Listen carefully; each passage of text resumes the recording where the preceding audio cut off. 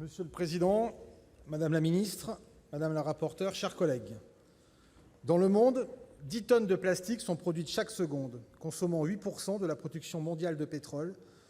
9 milliards de tonnes de plastique ont ainsi été accumulées depuis 1950.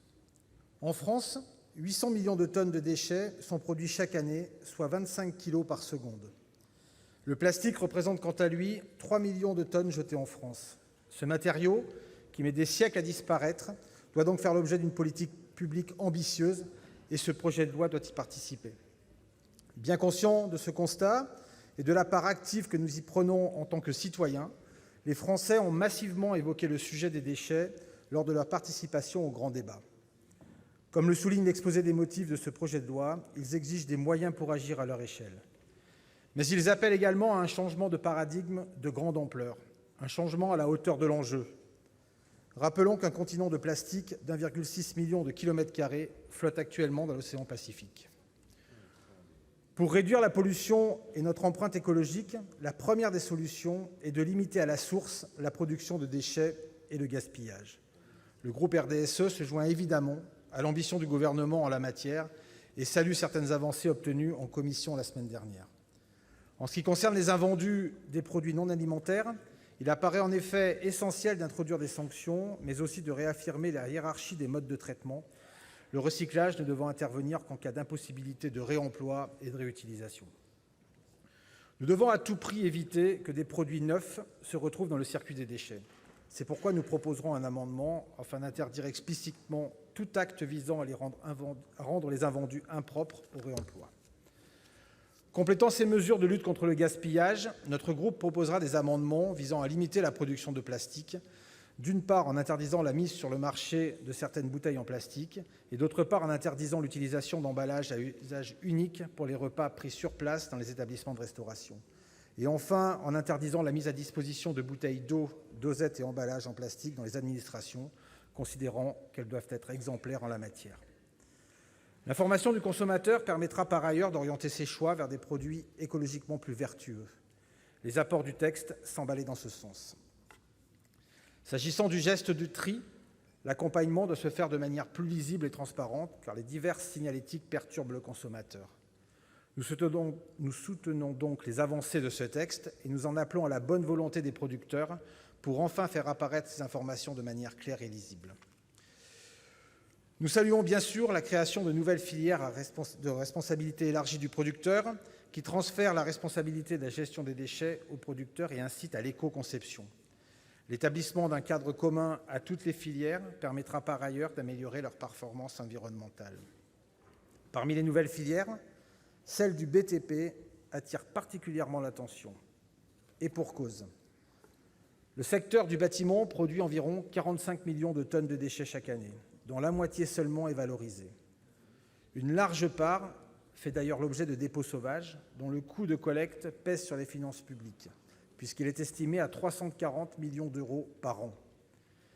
Les précisions de la Commission en matière de maillage territorial et d'horaire d'ouverture des points de collecte permettront, je l'espère, d'assurer le tri le plus large de ces déchets. Le groupe RDSE se réjouit d'ailleurs des mesures introduites directement dans le texte concernant la lutte contre les dépôts sauvages. Très seuls face à ces incivilités qui menacent l'environnement et la sécurité des citoyens, les maires verront, je crois, ce soutien d'un bon œil.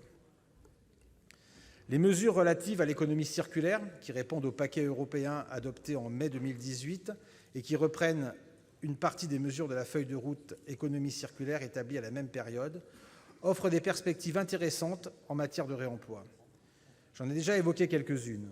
J'y ajouterai celle relative à la réparabilité des biens et à la disponibilité des pièces détachées, qui devraient permettre de faire baisser le nombre de déchets et, par la même occasion, les besoins en matières premières.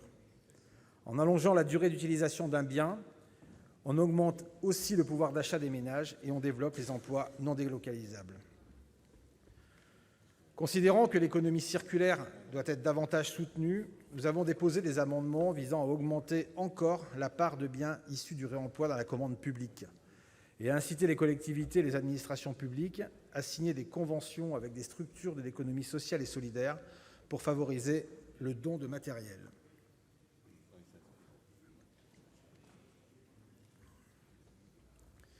Ces propositions seront complétées par la mise à disposition, par l'État, d'outils d'analyse du coût du cycle de vie des biens. Ce coût global prend davantage en compte l'impact environnemental, mais aussi la fin de vie du bien et son potentiel de réutilisation. Car le simple prix d'achat ne peut plus être notre seule base de calcul. L'économie circulaire appelle à un profond changement dans les méthodes de production et de consommation. Pour que ce changement s'opère, nous sommes convaincus que l'action publique doit être aux avant-postes. Je terminerai par le sujet qui en concentrait une bonne partie des débats et suscitait un nombre impressionnant de sollicitations extérieures. Si nous devions soutenir une consigne, c'est bien sûr celle pour le réemploi. Néanmoins, nous nous étonnons de voir cette pratique encadrée, tandis que la consigne pour recyclage est entièrement laissée aux mains des industriels. Nous sommes tous d'accord pour affirmer que la consommation de plastique ne doit pas être encouragée. Les craintes des collectivités doivent aussi être entendues, notamment les plus vertueuses d'entre elles, qui maillent le territoire et pourraient pourtant être les plus pénalisées. D'autant que la rédaction initiale de la mesure ne donnait aucune garantie sur l'encadrement du dispositif. Néanmoins, force est de constater que le système actuel n'atteint pas ses objectifs et surtout que des initiatives se multiplient. Attention donc à ne pas donner toute liberté aux industriels de l'appliquer sans contrepartie satisfaisante. Nous espérons donc avoir un débat équilibré sur le sujet afin d'encadrer les pratiques et de ne pas pénaliser les collectivités qui font depuis longtemps des efforts importants en la matière. Je vous remercie. Merci. La parole est maintenant à Monsieur Jérôme Bignon pour 6 minutes.